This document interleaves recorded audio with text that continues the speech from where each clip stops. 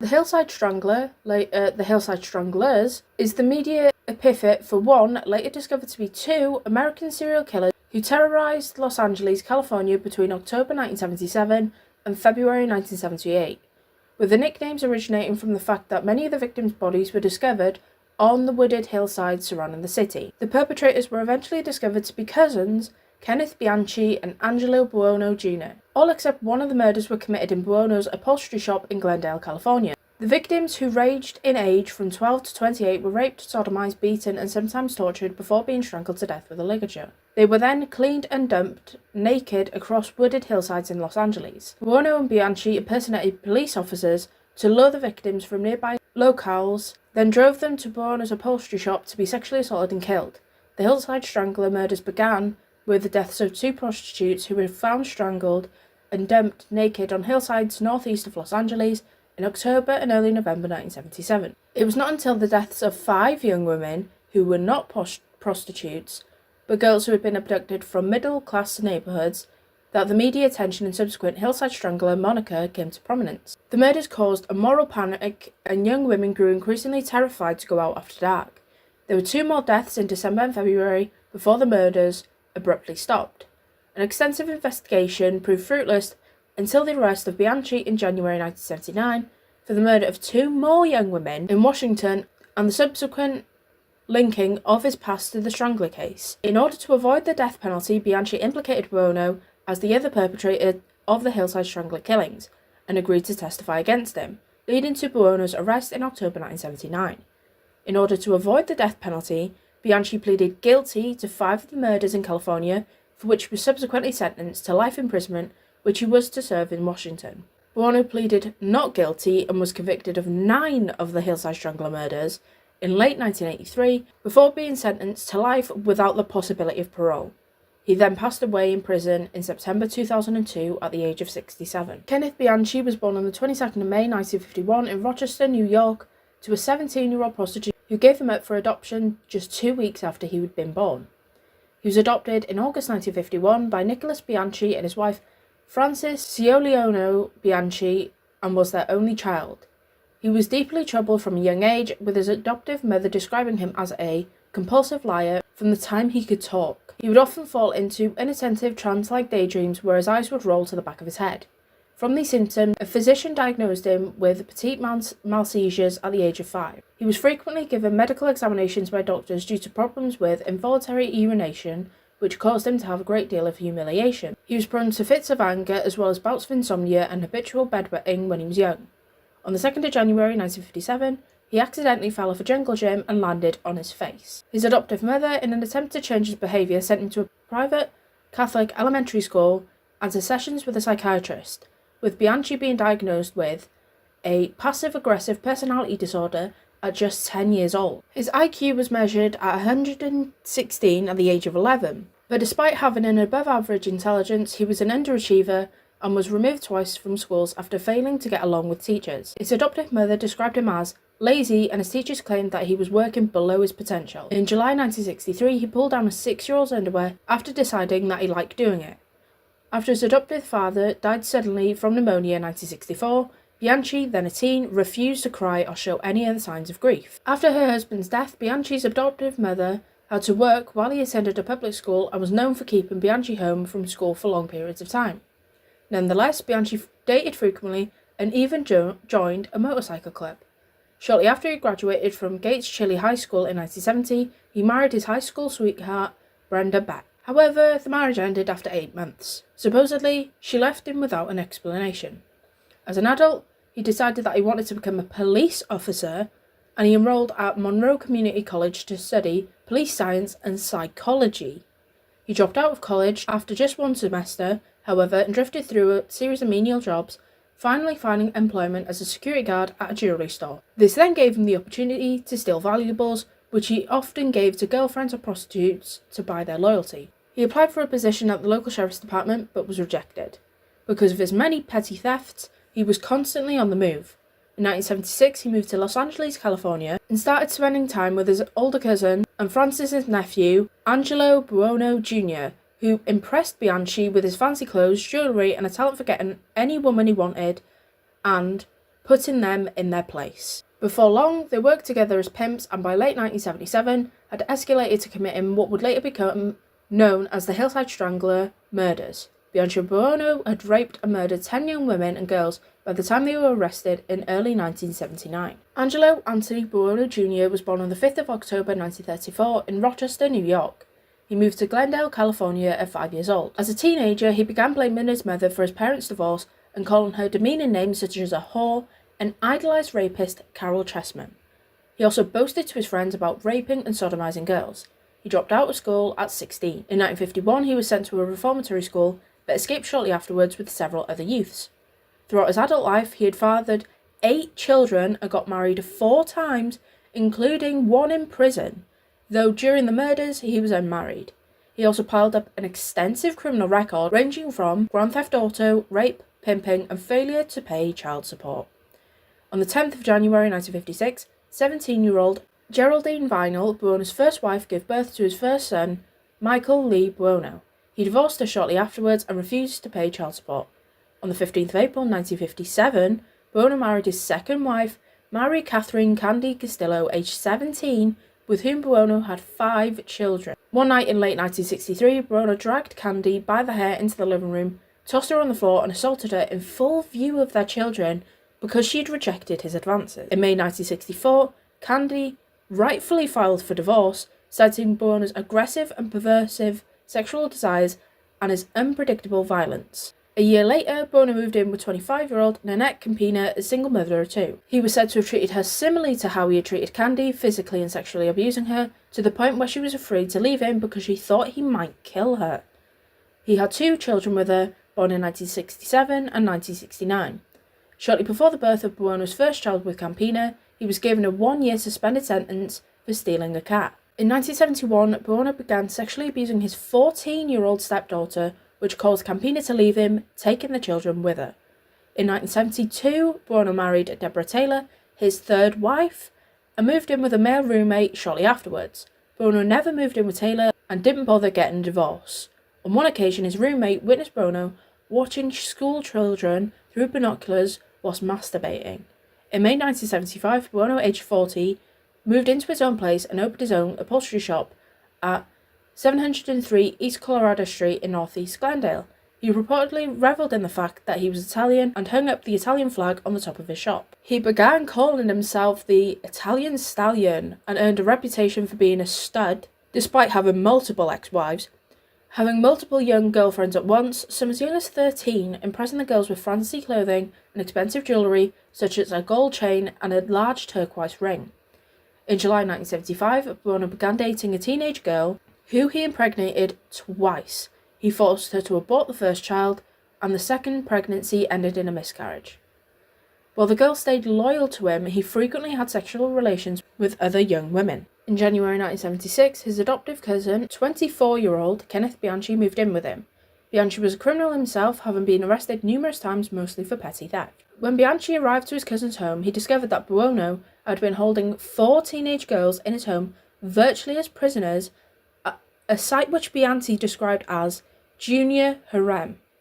Bianchi later told that 2 of Buono's sons, Peter and Danny, often brought their own girlfriends to their father's place to be used for sex. In August 1976, about 7 months after his cousin had moved in, Buono practically threw Bianchi out of the house after growing tired of having him at his house so often. In June 1977, Bianchi met 16-year-old Sabra Hanan from Phoenix, Arizona, and brought her to Buono's residence under a false pretense of nude photography in exchange for money, as the girl had run out of cash.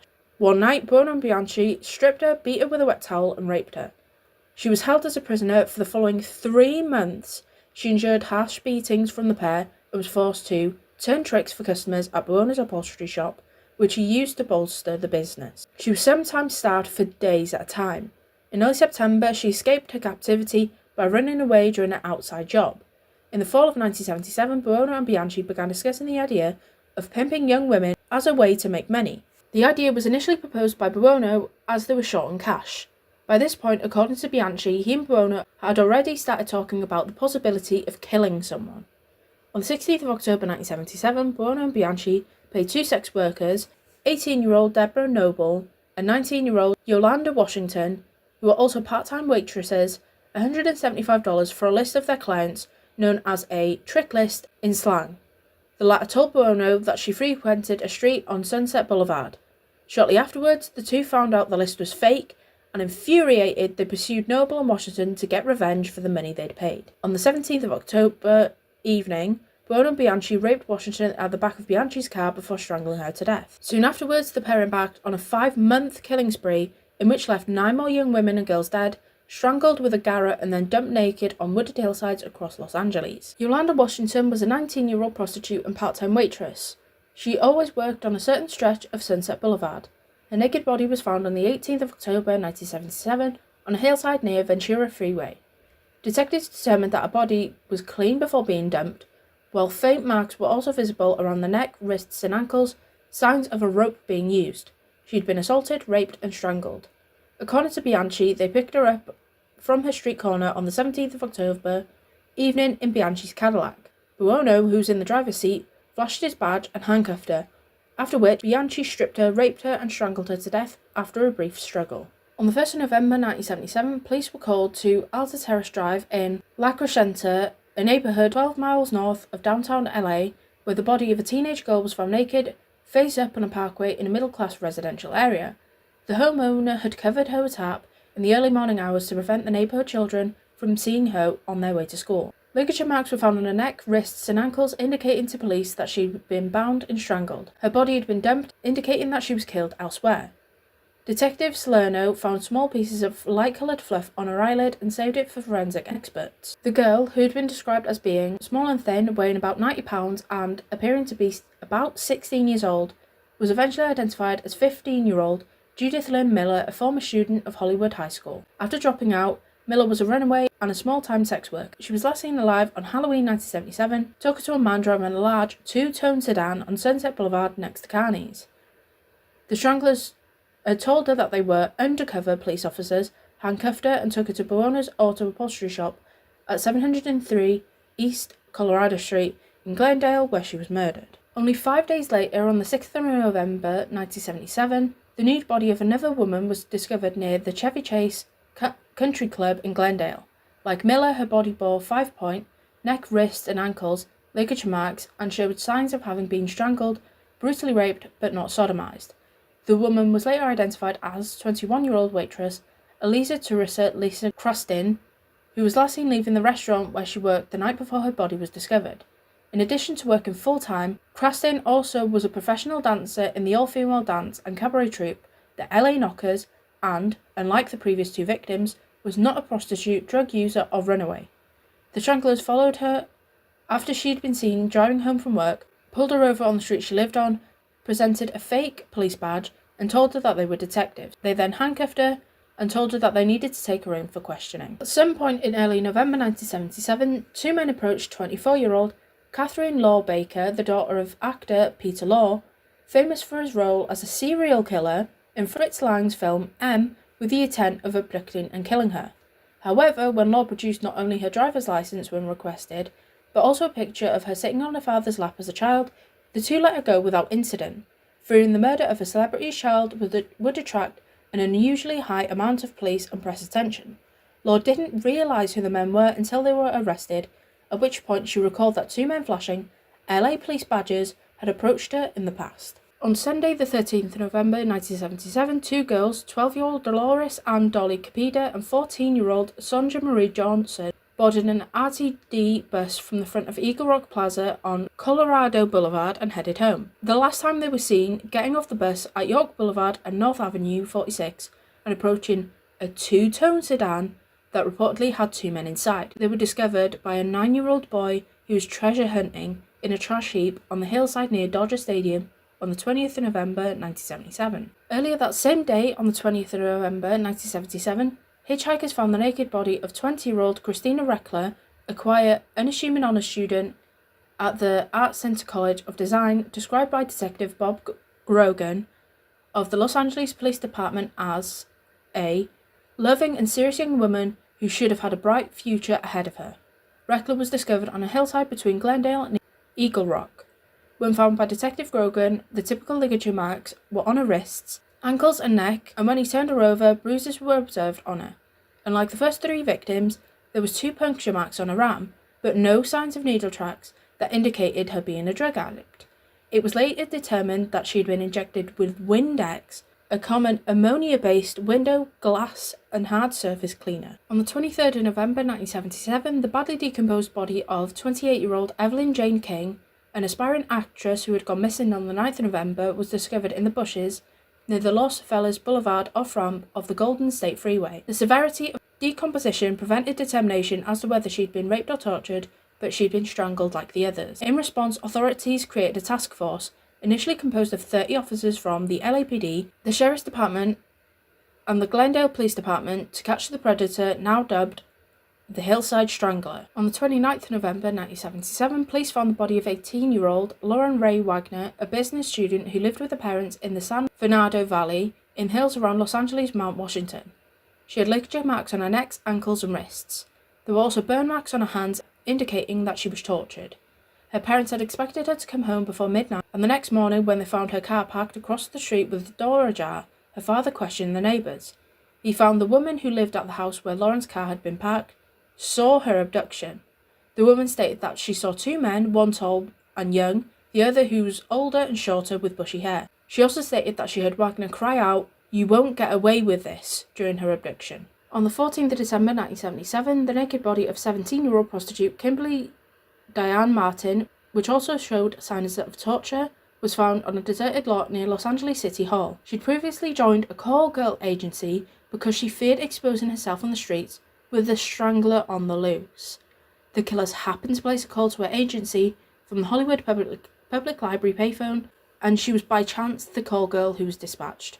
When the police investigated the apartment she'd been dispatched to, they found it vacant and broken into. The body of the final Hillside Strangler victim was discovered in Los Angeles on the 17th of February 1978, when a helicopter pilot spotted an orange Datsun abandoned midway down a cliff on the Angeles Crest Highway. Police responded to the scene and discovered the new body of the car's owner, 20-year-old Cindy Lee Husbeth, a student and part-time waitress, in the trunk. Her corpse again showed ligature marks, and that she'd been raped and tortured. She had been strangled and her body placed in the trunk of her car, which was then pushed off the cliff. Hudspeth's murder had initially been unplanned. Bianchi had arrived at Buono's upholstery shop at closing time on the 16th of February to discover Hudspeth in the company of Buono, discussing upholstery work she wished to perform on her car. The 2 men had a private discussion, opting to make her their next victim. On the 19th of January 1979, after an intense investigation, police charged Bianchi and Buono with crimes. Bianchi had fled to Bellingham, Washington, where he was soon arrested by Bellingham Police Department for raping and murdering 2 women he had lured to a home for a house-sitting job. Bianchi attempted to set up an insanity defence, claiming that he had dissociative identity disorder and that a personality separate from himself committed the murders. Court psychologist, notably Dr. Martin Orn, observed Bianchi and found that he was faking, so Bianchi agreed to plead guilty and testified against Buono in exchange for leniency. At the conclusion of Buono's trial in 1983, presiding Judge Ronald M. George, who later became Chief Justice of the California Supreme Court, stated during sentencing,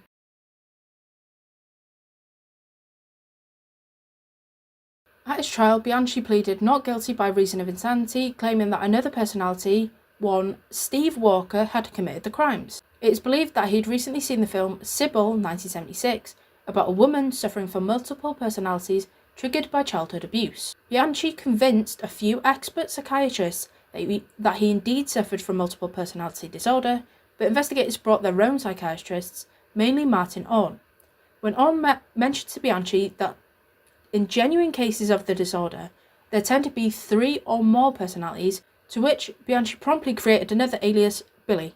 To prove that Bianchi had lied about having multiple personalities to avoid being prosecuted, Orn tested him by introducing him to his lawyer, who wasn't present. Bianchi interacted with the imaginary lawyer. Orn then brought in his real lawyer, flustering Bianchi, who claimed that the imaginary lawyer had vanished. Prior to his actual lawyer's appearance, Bianchi even leaned over to shake the hand of the imaginary one, an action which is referred to as tactile hallucinations that experts explain.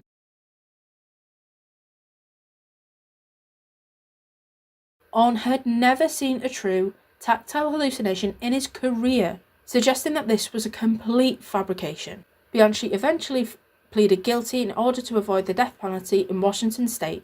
Investigators eventually discovered that the name Stephen Walker came from a student whose identity Bianchi had previously attempted to steal for the purpose of fraudulently practicing psychology. Police also found a small library of books in Bianchi's home on topics of modern psychology, further suggestion of his ability to fake multiple personality disorder. Once his claims were subjected to scrutiny, Bianchi eventually admitted that he'd been faking the disorder. He was eventually diagnosed with antisocial personality disorder with sexual sadism disorder. In an attempt to obtain a reduced sentence, Bianchi agreed to testify against Buono. However, in giving his testimony, he made every effort to be as uncooperative and self-contradictory as possible, apparently hoping to avert Buono's conviction. In the end, Bianchi's efforts were unsuccessful, as Buono was convicted and sentenced to life imprisonment. Bianchi himself was also ultimately sentenced to 2 terms of life imprisonment with the possibility of parole. In 1980, Bianchi began a relationship with Veronica Compton, a woman whom he had met in prison.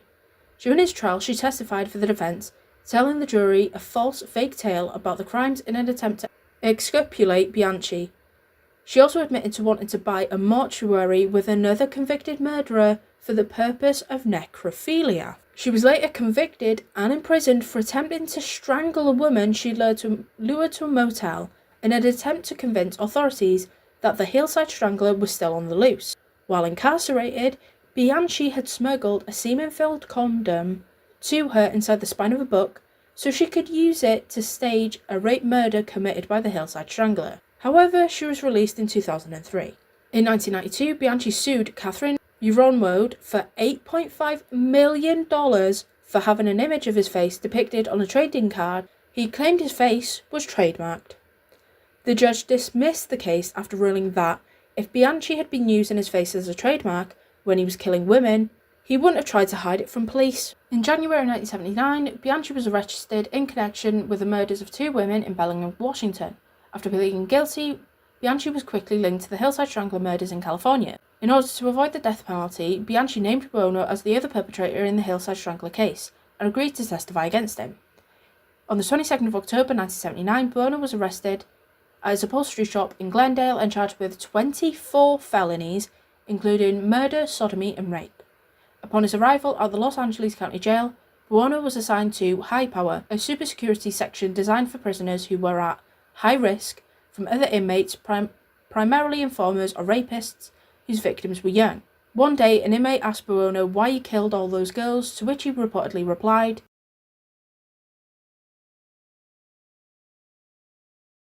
The preliminary hearing on Buono lasted for 10 months. The legal case against Buono was based largely upon Bianchi's testimony. After Bianchi made repeated self-contradictory statements in order to diminish his own credibility as a witness to have the case against Buono dismissed, the case's original prosecutors from District Attorney John Vanderkamp's office moved to dismiss all charges against Buono and set him free. On the 21st of July 1981, the presiding judge, Ronald M. George, refused to release Buono, believing that there was sufficient probable cause to believe that Buono had committed murder, and reassigned the case to the California Attorney General George Dukanjan's office. Buono's trial would become the longest in American legal history, lasting from November 1981 until November 1983, with nearly 400 witnesses testifying. Jury selection for Buono's trial was completed in the spring of 1982. In June 1982, Bianchi took the stand and, once again, purposefully made contradictory statements. In fact, one of the prosecutors warned the jury to expect some lies during Bianchi's testimony. The prosecutors played Bianchi's taped confession to the jury. Throughout the trial, the jurors were taken on a series of excursions to the sites where the victims were abducted or dumped, including the exact spot where the bodies of Sonja Johnson and Dolores Capida were discovered. The jury was also shown the graphic photos of the murdered women's corpses. During the trial, the defense attorneys called 10 character witnesses for Buono, including his older sister, who testified that Buono was a non-violent person who cared for his cancer-stricken mother the same year that the killings had occurred. The prosecution, in turn, called on one of Buono's childhood friends who testified that Buono talked about rape all the time. The jury returned 10 verdicts from the 30th of November to the 14th of November 1983, convicted Buono of 9 counts of murder, He was found not guilty in the murder of Yolanda Washington. On the 16th of November, Buono took the stand for the first time. When asked what the appropriate punishment for him would be, he replied, "My morals and constitutional rights have been broken. I ain't taking any procedure in this trial." The prosecutors called for the death penalty, describing Buono and Bianchi's acts as worse than animals. After 1 hour of deliberation on the 4th of January 1984, Buono was sentenced to life imprisonment. Judge George concluded the 2-year-long trial by commenting that the death sentence was the appropriate punishment for both Buono and Bianchi, adding that the two should never see the outside of a jail cell again. Bianchi is currently serving his sentence at Washington State Penitentiary in Walla Walla, Washington. He was denied parole on the 18th of August 2010 by a state board in Sacramento. Bianchi was most recently denied parole in July 2025.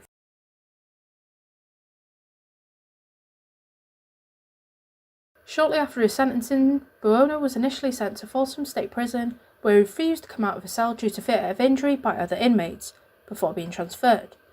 In 1986, Buono married, for the 4th time, Christine Kazuska, a mother of 3 and supervisor at the California State Employment Development Department. He died of a heart attack on the 21st of September 2002 in his jail cell whilst incarcerated at Calipatria State Prison. His body was cremated. In 2007, his grandson, Christopher Buono, committed suicide shortly after shooting his grandmother, Mary Castillo, in the head. Castillo was at one time married to Buono, had 5 children with him, including Chris's father. Chris Buono was unaware of his grandfather's true identity until 2005. Robert Berdella Jr. was an American serial killer who kidnapped, raped, tortured, and murdered at least 6 young men, forcing his victims to endure periods of up to 6 weeks in captivity. His crimes took place in Kansas City, Missouri between 1984 and 1987, describing his murders as being He pleaded guilty and was sentenced to life imprisonment without the possibility of parole for the first-degree murder of Larry Pearson in August 1988. He would later plead guilty to 1 further charge of first-degree murder and 4 charges of second-degree murder in December 1988. He died of a heart attack whilst incarcerated at the Missouri State Penitentiary in October 1992. He became known as the Kansas City Butcher due to his practice of extensively dissecting his victims' bodies, which he would then dispose of in garbage bags, and the name The Collector was due to the movie which he had stated was the basis of the fantasies behind the modus operandi of his crimes. Robert Andrew Berdella Jr. was born on the 31st of January 1949 in Cuyahoga Falls, Ohio, the first of 2 sons born to Robert Andrew Berdella Sr., a die setter for the Ford Motor Company, and Mary Louise Berdella. His father was a devout Roman Catholic of Italian descent, while his mother was of German and British descent. The family regularly attended Mass, and both sons regularly attended religious education courses. As a child, he was intelligent but a loner who rarely played outside of his home and rarely had friends visit to socialise. He had a speech impediment and wore thick glasses from the age of 5 because he was severely nearsighted. He was also diagnosed with blood pressure, for which he took several medications. He was largely unathletic, whereas his younger brother Daniel displayed an aptitude for sports from an early age. Berdella's father valued sports and physical education and viewed his older son's lack of interest in sports as a sign of failure, after comparing him unfavourably with his younger brother. Occasionally his father physically and emotionally abused his children, such as beating them with a leather strap. He performed well academically, though teachers often found him difficult to teach, partly due to his aloofness and being the recipient of bullying by other students. Because of this, he rarely socialised with his peers. When he reached puberty, he discovered that he was gay. Initially, he kept this fact a closely guarded secret and didn't become open about sexuality for several years. Nonetheless, in his early teens, he briefly had a girlfriend. By his mid-teens, he'd begun to display a degree of aggression, becoming rude and condescending to others, particularly women. He learned about cooking and art and developed showmanship. On Christmas Day 1965, the family drove to Canton, Ohio to visit relatives. That evening, his father had a heart attack at the age of 39. 2 days later, he returned to Cuyahoga Falls by himself. When he arrived home, his family told him that his father had passed away. He sought solace in his Catholicism, reading extensively about many faiths. He eventually became cynical about all religion. In 1965, he saw the film adaptation of the John Fowles novel The Collector. A description of the film is as follows. Clerk Freddie Clegg, Terence Stamp, an avid butterfly collector, wins a football pool and buys a country house with a large basement. He then kidnaps art student Miranda Gray, Samantha Edgar, a longtime crush of his. After trailing her in a van, Freddie locks Miranda in the basement and buys her clothes and books so that she can get to know him. They initially agree that she will stay at the house for a month, but Miranda fears what will happen when the time comes for her to leave. Berdella stated that this movie had formed a lasting impression on him. Shortly after the death of his father, his mother remarried, which Berdella resented, viewing it as a form of betrayal against his late father. As a result, he became increasingly withdrawn and further immersed himself in the activities he had participated in since childhood, such as painting, collecting coins and stamps, and writing to foreign pen pals. He would later claim that his hobby of writing to pen pals in countries such as Vietnam and Burma, and them sending him stamps and photographs of mythical and historical icons, ancient cultures, and architecture, would lead to his avid interest in primitive art, photographs, and antiques. From approximately 1965, he began collecting such artifacts. This practice would inspire him to open his own antiques business in 1982. In the summer of 1967, he graduated from the Cuyahoga Falls High School. Throughout his studies in high school, he had earned such excellent grades and showed such potential that in 1966, one teacher had placed him in an independent study program. Shortly after his graduation, he relocated to Kansas City, enrolling in the Kansas City Art Institute with aspirations of becoming a college professor. In his first year at the KCAI, he was considered an attentive and talented student, although in his second year he became vocally anti-authoritarian, becoming acquainted with a clique of students who supplied him with drugs, which he then sold to other students at a profit. He then began regularly abusing alcohol. He also engaged in acts of animal torture on at least 2 occasions. During one of these instances, he decapitated a duck in the presence of his peers, and in the second he experimented with sedatives and tranquilizers on a dog. At the age of 19, he was arrested for attempting to sell methamphetamine to an undercover officer. However, he was released after posing a $3,000 bond, equivalent to about $27,100 as of 2025.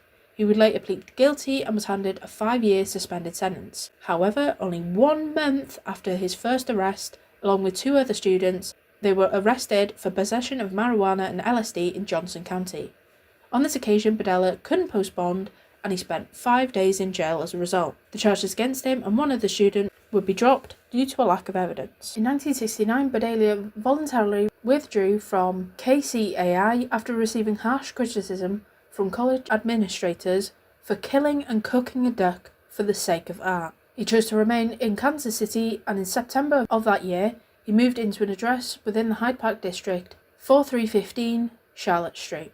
By this stage, he had been openly gay for several years. He began spending much of his time with male prostitutes, drug addicts, petty criminals, and runaways. He would typically befriend these individuals, then try to help free them from their drug addictions or criminal lifestyles, though he was adamant that, throughout much of the 1970s, he had no physical contact whatsoever with any of them. To several of his neighbours, he stated that he felt almost like a foster parent to many of the youths. By the early 1980s, many of his older acquaintances had stopped having any form of social contact with him. He increasingly relied on the young men as a source of companionship and friendship. He would later claim to have become increasingly frustrated that many of these individuals were ignorant of his efforts to help steer them away from self-destructive behaviour. Despite these later claims, he would often engage in sexual relationships with the men he befriended and would establish a degree of control over them, in part to engage in the sexual relations by loaning them money and allowing them to live rent-free at his house for periods of time. To his neighbours, he was considered flamboyant yet helpful and civic-minded, despite the generally unkept state of his property and his somewhat haughty attitude. In the beginning of the 1970s, he worked with the South Hyde Park Crime Prevention and Neighbourhood Association, becoming the chairman in the early 1980s and encouraging neighbourhood watch patrols. He remained active in the association until the mid-1980s, where he left his position. He also volunteered at fundraising events for a local public television station until the mid-1980s. Shortly before he moved into his Charlotte Street address, he began working as a short-order cook in various restaurants around Kansas City, in part to help pay lawyer fees and fines accrued from his previous drug arrest. For additional income, he also sold art and antiques he had collected from contacts he had established in Africa, Asia, South America, and various Pacific Rim countries. He initially operated this side business from home. Both his cooking career and the antiques business flourished. By the mid-1970s, he began working as a senior cook at several renowned Kansas City restaurants.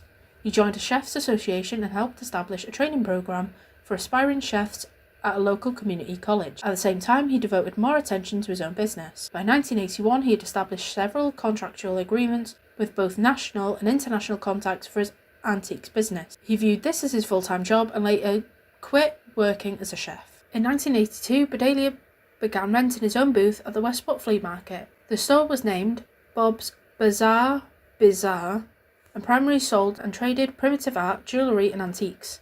Although occasionally making a generous monthly profit, the income from his business was insufficient to maintain his expenses and make ends meet. As a result, he would occasionally steal or scavenge items to sell at his booth. He would also take lodgers at his home as a means of gaining additional income. At the flea market, he became acquainted with a fellow merchant named Paul Howell, who operated a booth adjacent to his own. Soon, Berdella became acquainted with Paul Howell's younger son, Jerry.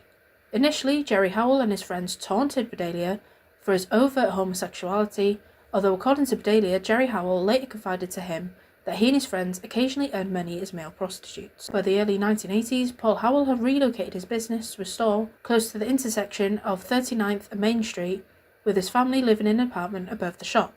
Berdella remained a casual friend of the family, offering his assistance if Jerry encountered any minor scrapes with the law. Berdella is believed to have killed his first victim on the 5th of July 1984, 19-year-old Jerry Howell. Berdella had promised to drive Howell to attend a dancing contest in Merriam.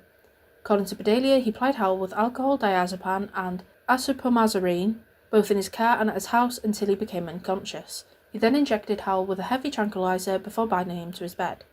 Howell was restrained to Berdella's bed for approximately 28 hours. Throughout his period of captivity, Berdella repeatedly drugged, tortured, raped, and violated him with foreign objects, repeatedly ignoring Howell, asking why he was being treated this way, and is pleased to be freed.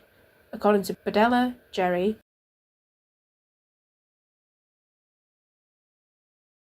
Berdella will later state that he briefly attempted to perform cardiopulmonary resuscitation upon Howell after he had died, then dragged his body to the basement. He suspended the body above a large cooking pot and made several incisions to his inner elbows and the jugular vein, leaving the body suspended in the position overnight to allow the blood to drain from his body. The following day, he dismembered Howell's body using a chainsaw and boning knives and wrapped the sections in newspaper and trash bags. These bags were later placed inside larger trash bags, which Berdella placed outside for a garbage crew to collect and take away to a landfill site. When later questioned by officers investigating Howell's disappearance, Berdella claimed to have driven him to Merriam as promised, where they then parted company close to Howell's intended destination.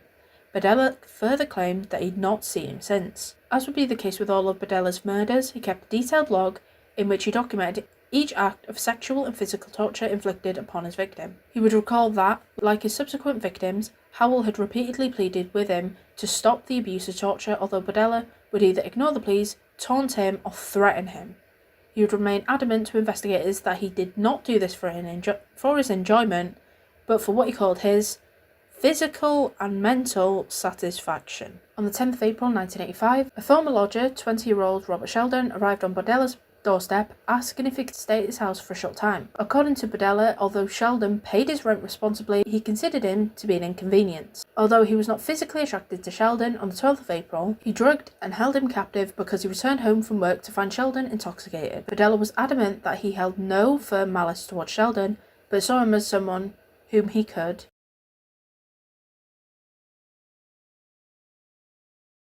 Sheldon was drugged with sedatives and held captive in the second-floor bedroom for 3 days, enduring forms of torture such as swabbing of drain cleaner in his left eye, the insertion of needles beneath his fingertips, the binding of his wrists with piano wire with the intention of permanently damaging the nerves in his hands, and filling his ears with caulking to reduce his hearing capacity. 3 days after Berdella had begun holding Sheldon captive, on the 15th of April, a workman came to perform scheduled work on the roof of his home, leading Berdella to fatally suffocate Sheldon by placing a sack over his head, which he then tightened with a piece of rope. He then dissected Sheldon's body on the third-floor bathroom. The following June, Berdella found Mark Wallace, a very casual acquaintance who had previously helped him with yard work, hiding in his tool shed to seek shelter from a severe thunderstorm. As had been the case with Robert Sheldon, Berdella invited him inside his house and, noting Wallace's acute state of tenseness and depression, volunteered to inject him with chlorpromazine with the explanation that it would calm down and relax him. Wallace willingly accepted the offer, and 30 minutes later, Berdella decided to render him captive. Wallace was carried to the second-floor bedroom, where he endured almost a day of captivity, and torture included the application of alligator clips to his nipples to facilitate electrical shocks to the body, at any point which Wallace began regressing into a state of unconsciousness. According to Berdella, 1 hour after his experimenting with hypodermic needles by inserting them into various muscles upon Wallace's back, Mark Wallace died through a combination of the drugs, the gag, and the lack of oxygen. He noted his time of death as being 7 p.m. on the 23rd of June. On the 22nd of September 1985, Berdella answered a phone call from an acquaintance named James Ferris, who asked to stay at his home for a short time. Berdella agreed, with the intention of kidnapping him, whom he arranged to meet at a bar that evening. Despite the brutality to which he had subjected to his first 3 victims, Berdella claimed that Ferris was the first victim upon he intentionally inflicted torture. He also informed investigators that there were occasions during his final 3 victims' periods of captivity when he ceased making additions to his abuse logs because he assumed the victim would not be able to make it much longer. Berdella brought Ferris home and drugged him with crushed tranquilizers concealed in a meal, then tied him to his bed before torturing him for almost constantly for approximately 27 hours. The torture included the repeated administration of 7,700-volt electrical shocks to the shoulder and testicles for up to 5 minutes in each incident, and acupuncture via hypodermic needles to the neck and genitals. Ferris gradually became delirious, but Berdella continued his physical and sexual assaults until he noted in his log that Ferris was unable to sit up more than 10 to 15 seconds. The next entry read,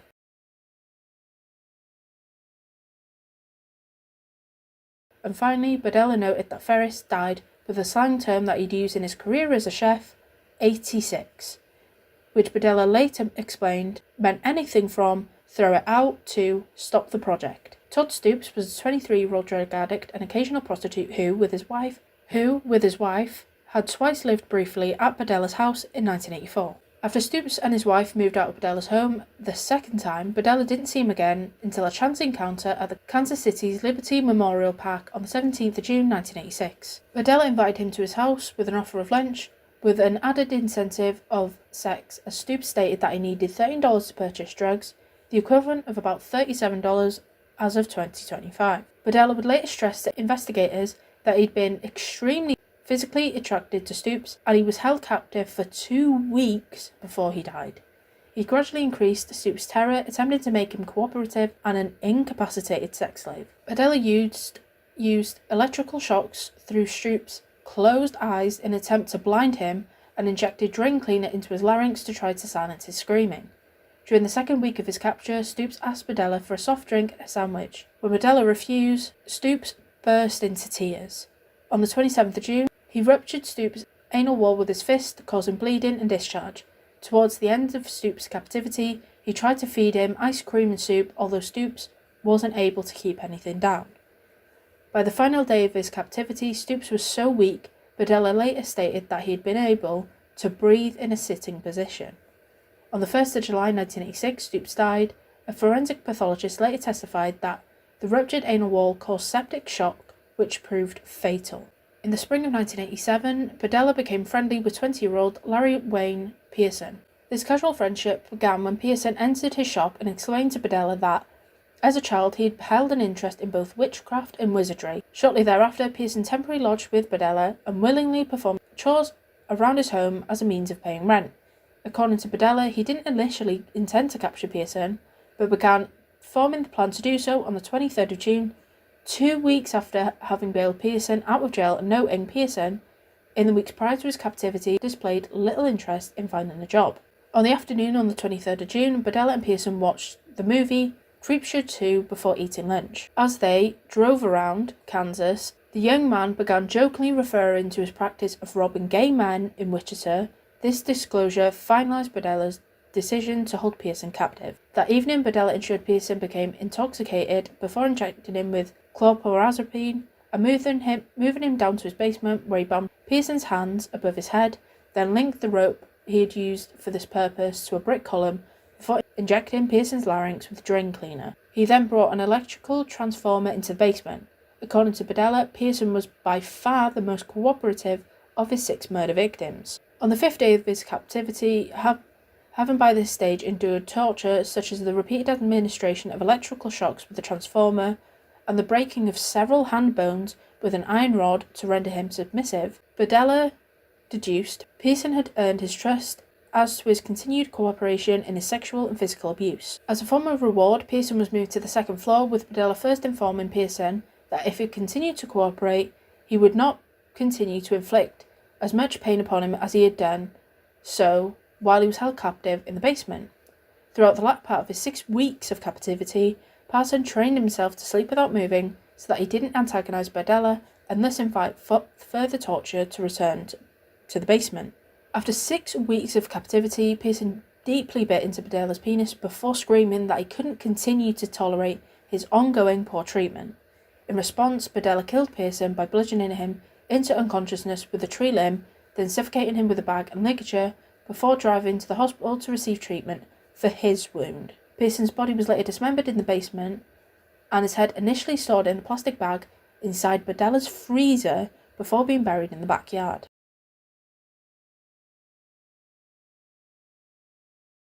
At 1 a.m. on the 29th of March 1988, Berdella abducted his last victim, 22-year-old male prostitute named Christopher Bryson, whom he lured to his house upon the promise of payment for sex. At Berdella's home, Bryson was knocked unconscious with an iron bar, then bound to Berdella's bed, where he was subjected to similar methods of abuse and torture endured by previous victims, although in Bryson's case, Berdella repeatedly swabbed his eyes with ammonia before exclaiming to him,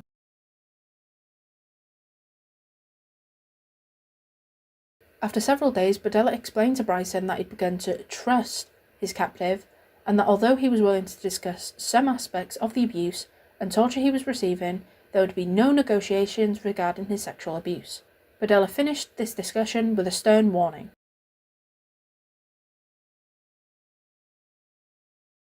By the third day of his capture, Bryson had earned sufficient trust from Berdella to persuade him to establish a daily regime of tying his hands in front of him after his sexual abuse rather than to the bed above his head, upon the excuse that his doing so was restricting the circulation to his arms. He'd also persuaded Berdella to leave a television on in the room, with the remote control placed between his legs whenever Berdella was out of the room. Bryson later stated to investigators that he thought almost constantly about escaping. The following day, he managed to break free of his restraints by burning through them with a book of matches Berdella had inadvertently left in the room within his reach when he'd left the house to go to work. Wearing nothing but a dog collar, Bryson managed to escape from the house by jumping from a second-floor window, breaking a bone in his foot. He ran towards a meter reader who was walking down the other side of the street, shouting for him to call the police. The meter reader led Bryson to the house which he had been approaching. The occupants called the police, who arrived minutes later. Questioned at the scene by 4 officials, Bryson initially claimed that he had been hitchhiking when abducted by Berdella, who had kidnapped, raped, and tortured him for 4 days before escaping by jumping from a window on the second floor of the property. Berdella had kept him bound on the bed on the second floor of the house throughout much of the time, repeatedly sodomizing him, drugging him, and injecting his throat with drain cleaner to diminish his ability to speak loudly. As Bryson spoke, the officers also noted that in addition to the dog collar and broken foot, Bryson had red, swollen eyes and visible scars and welts across his entire body. 2 officers were told to maintain discreet surveillance of the property. Bryson was driven to the Menorah Medical Center for treatment, accompanied by a 3rd officer, while the 4th officer radioed the Kansas City Police Department to request a formal search warrant of the property. During later questioning by the KCPD, Bryson divulged that his captor had shown him Polaroid pictures of men who appeared to be deceased, and that he was told that he would never leave the property, and that if he became a nuisance or threat, he would either be subjected to greater levels of torture than what he'd already endured, or simply be killed. On the afternoon of Bryson's escape, Berdella was arrested on charges pertaining to the sexual assault of Christopher Byron. He declined to allow officers inside his home, but the earlier requested warrant to search his property was drafted, and the officers gained access to the property the same day. Corroborating Bryson's claims of being restrained and tortured on the second-floor bedroom, investigators discovered the bedroom on the second floor had burnt ropes attached to the posts and foot of the bed. Also in the room was an electrical transformer plugged into the wall with wires leading to the bed.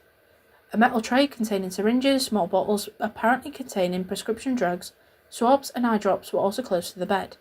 He also found in the room were a long iron pipe, various lengths of rope, and leather belts. Investigators also noted that the posts on the bed had been extensively worn, suggesting that restraints had earlier been tied to them, and that the individual or individuals had struggled to free themselves. Searching the house and the grounds of 4315 Charlotte Street, investigators uncovered a human skull inside a closet on the second floor of this property, and a partially decomposed human head in the backyard.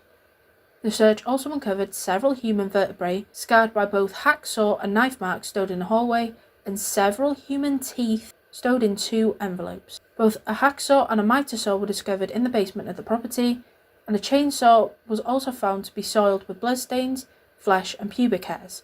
Luminal tests revealed that the floor of Berdella's basement and 2 plastic trash barrels were extensively blood-stained. 334 Polaroid pictures and 34 snapshot prints of various men were also found in Berdella's house. These pictures showed Christopher Byron and several other men, both in life and death. Many of the images had been taken while the men were being tortured.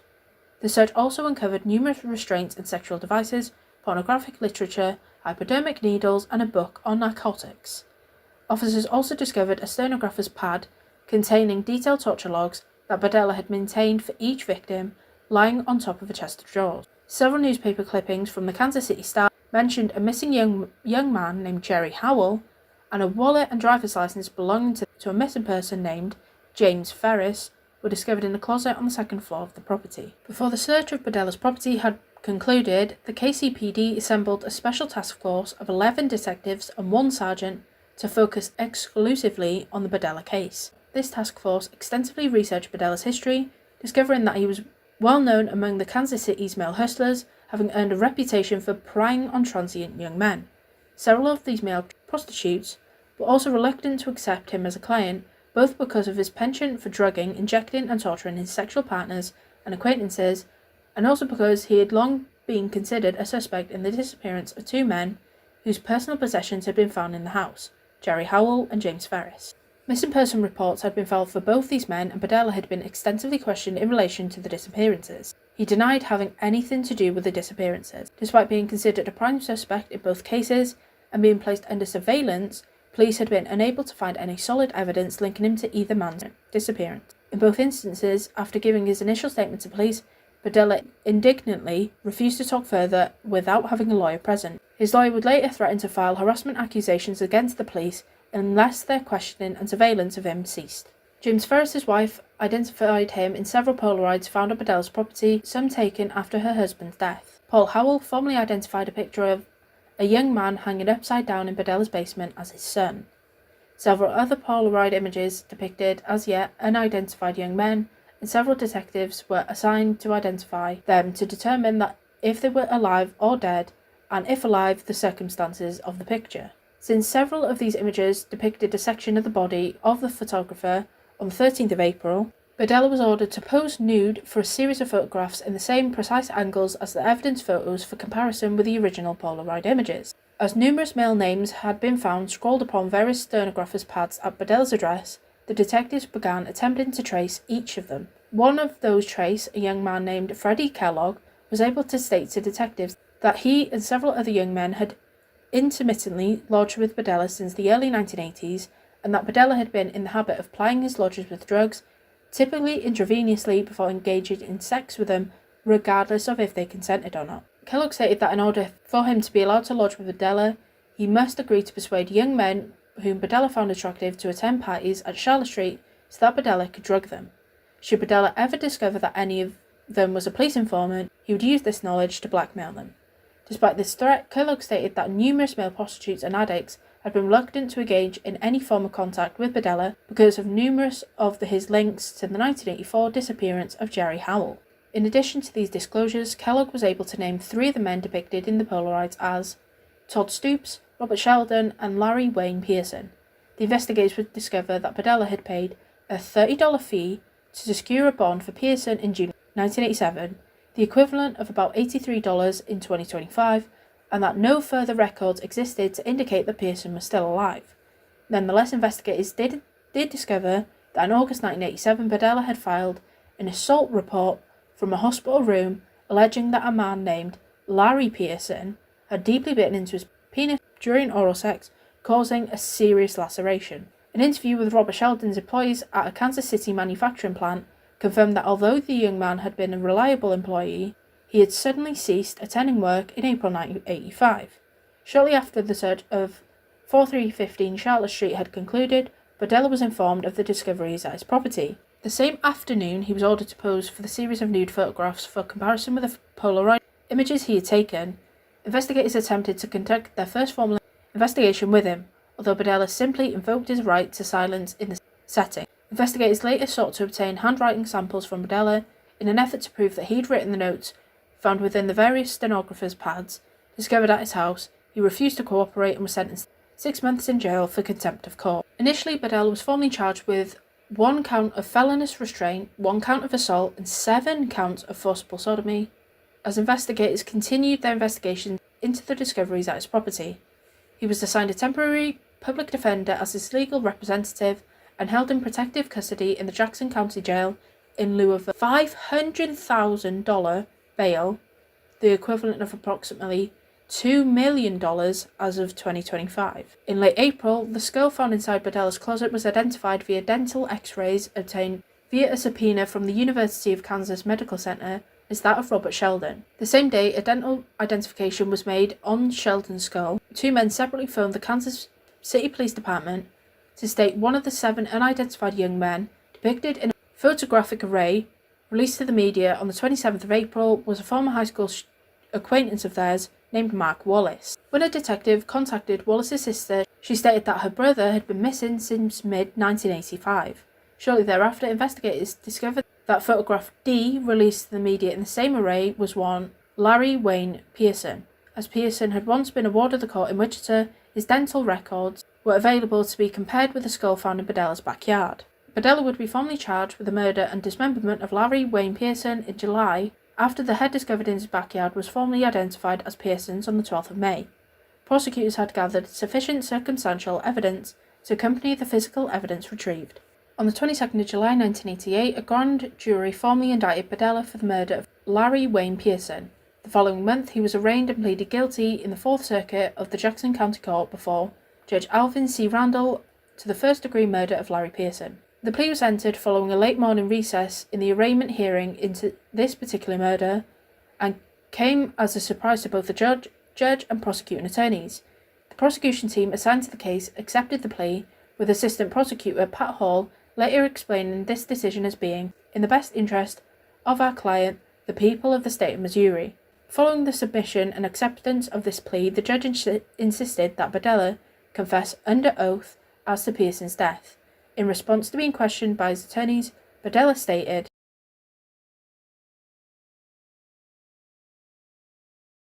when asked if he performed this act deliberately and with malice aforethought, he simply stated, yes.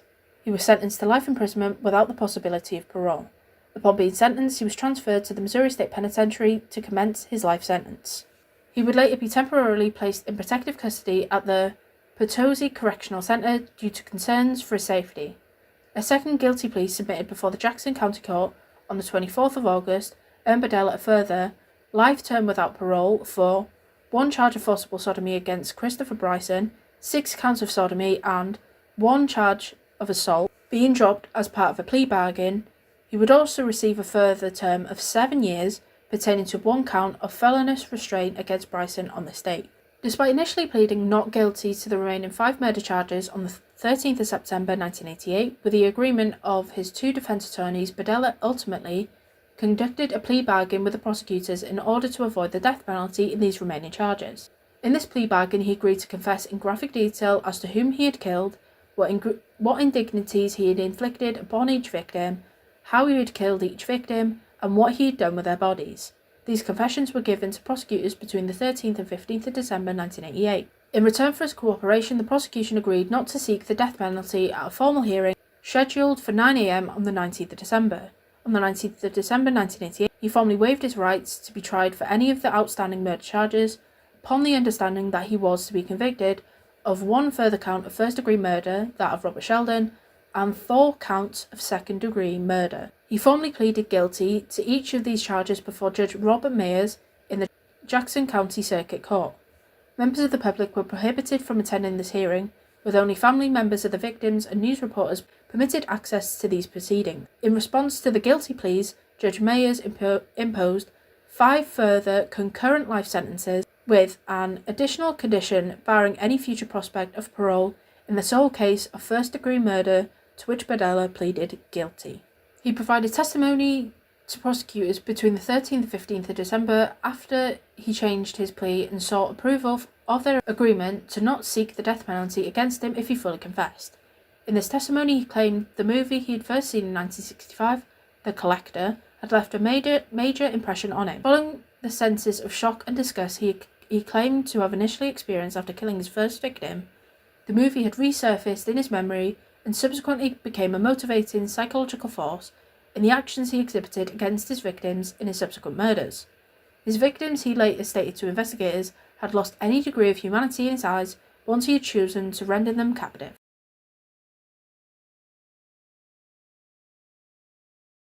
He confessed that many of the abbreviated entries within the torture logs were simply shorthand terms for methods of abuse he had inflicted, whereas others would describe either their reactions or these ongoing acts of abuse and torture, or his initial abbreviations upon viewing them when he entered the room where he'd kept them restrained.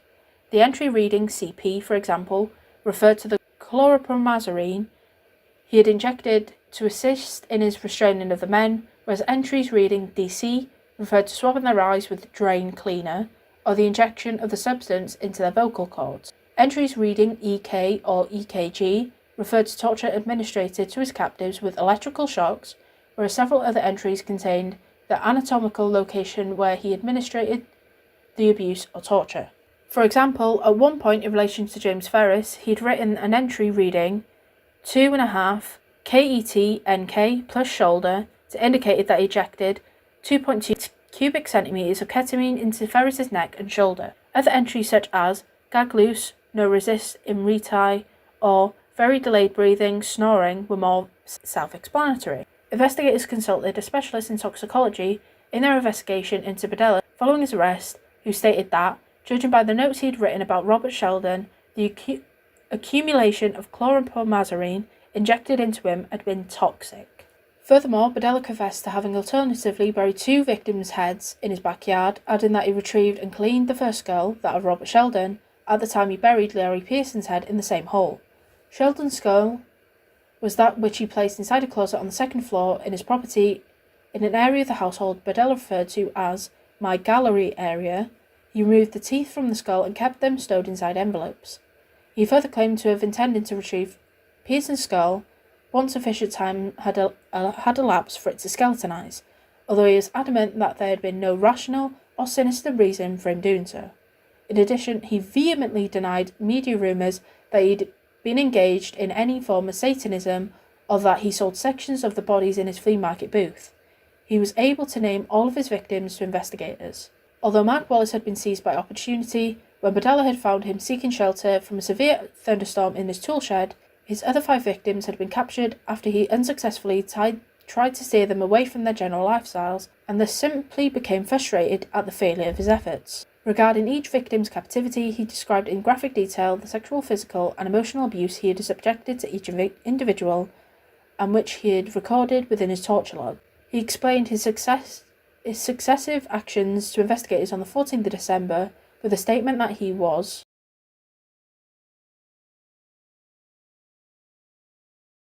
Nonetheless, he did claim that he tried to prevent any of his victims from developing any form of malnutrition or infection by occasionally administering antibiotics or nutrients intravenously as his abuse and torture escalated. The methods of torture exhibited against his victims had included the administration of high-voltage electrical shocks, starvation, the application of alkali-based detergents into their throats, vocal cords, or eyes, and the bludgeoning of their hands with the intention of rendering these body parts unusable. One other method of torture was the insertion of needles beneath their fingernails. Furthermore, he confessed that the level of abuse he inflicted had increased with each successive victim, and that he viewed the Polaroid images that he had taken of his victims as being a trophy or record of the event. Although police extensively searched for the remains of his victims throughout their initial investigation into his crimes, the confession he provided to investigators that in the autumn of 1988 confirmed that he dismembered the bodies of all 6 of his victims, confirmed that the dismembered bodies of all 6 of his victims had been stowed in trash bags and taken to unknown landfill sites. Their bodies were never recovered. In the years following his 1988 convictions and incarceration, Berdella granted an interview to the Missouri-based television station KCPT and corresponded with numerous individuals. To all concerned, he attempted to restore his image as a sensitive citizen who had simply made mistakes in committing his crimes. He further claimed that he'd been demonised unfairly by the media before, during, and after his arraignments and plea bargains, and that police ineptitude had resulted in his being allowed to remain at liberty following his first murder. He also lodged several complaints with the prison officials regarding his prison conditions. He also wrote several letters to a local minister claiming that prison officials knew of his high blood pressure, yet were not providing him with prescribed heart medication. In 1992, Berdella contacted Reverend Roger Coleman, whom he had met when he was first incarcerated, relaying his distress that the staff at the Missouri State Penitentiary were withholding his heart medication. At 2 p.m. on the 8th of October 1998, he complained to prison staff of severe heart pains and was taken from his cell to the prison infirmary. Medical staff determined that his heart was unstable and called an ambulance. He was taken to a hospital in Columbia, Missouri, where he was pronounced dead from a heart attack at 3:55 p.m. He was 43 years old. Shortly after the judge at his trial, Alvin Randall was informed of his death. In response, Randall sarcastically remarked, "Couldn't have happened to a nicer guy." According to published reports, although Berdella had a depressive personality disorder, he was also a diagnosed sexual sadist who gained extreme sexual excitation from the humiliation, pain, and torture to which he subjected his victims. Moreover, despite his claims to journalists that he'd contacted in the years of his incarceration, he never expressed any degree of remorse for his actions and even referred to his victims as play toys in an interview he granted shortly before his death. In November 1988, auctions of his vast collection of artefacts and furniture confiscated from his home and business were held on 4 separate dates, with the intention that all proceeds raised at the auctions to be used to pay his mounting legal fees within then ongoing legal proceedings. The auction attracted considerable national interest, receiving telephone bids from across the US. Although many items sold for less than the expected price, by the end of the first day's auctioneering alone, more than $60,000 had been raised, equivalent to $160,000 in 2025. His house was purchased by a local businessman for an undisclosed sum in December 1988. The property was later demolished. Thank you for watching today's video. I hope you enjoyed. Are there any other true crime cases that you would like to see me cover on this channel? If so, let me know in the comments. What are your thoughts and opinions about this case? Also let me know in the comments. Thanks for watching, and I'll be back next Friday at 5 o'clock with another true crime case.